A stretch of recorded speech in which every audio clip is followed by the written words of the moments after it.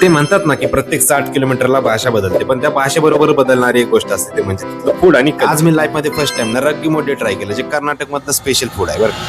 Hello friends, मी engineer सुप यांच्या ते job साठी ना मी आलोय साऊथ झोन मध्ये. तर साऊथ झोन मध्ये ना एक फेमस सिटी आहे मैसूर सिटी, आणि त्याच मैसूर सिटी मध्ये ना आज माझी एक साईट व्हिजिट होती. शाळेमध्ये असताना ना मी मैसूर पाकच्या वड्या खायचो बरं. आणि ऍक्च्युली मला ते दुकानदाराची स्पेशल गोष्ट वाटायची, पण त्या स्पेशल गोष्टचा शोध ना ह्या सिटी मधून लागला होता.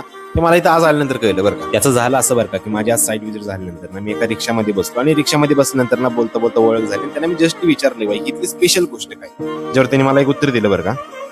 हमारा मैसूर पाक का नाम क्या करके बोले तो इधर ही एक काम करता था एक आदमी, इधर ही पैलेस में काम करता था आदमी, और क्या कहते भी स्पीड करो कर को महाराज बोले है उसको, उसके लिए उन्हें करता है मेरा ऐसे तभी मैसूर पाक करके बना के दिया है। तभी से वो मैसूर पाक यहाँ पे वही फेमस हो गया, अभी तक चल रहा है. अभी तक चल रहा है। वो गुरु स्पीड कर को है। खरं तर मला गुरु सीट वाला तर कुठं काय सापडला नाही बरं का, पण ह्याच मैसूर सिटी मध्ये फिरत असताना मला स्ट्रीट फूड वरती हा मैसूर पाक खायला भेटला. आणि हा मैसूर पाक सुद्धा तुपातला मैसूर पाक होता, आणि खरं तर हा देखील तोड होता बरं का त्या आपल्या शाळेतल्या मैसूर पाक.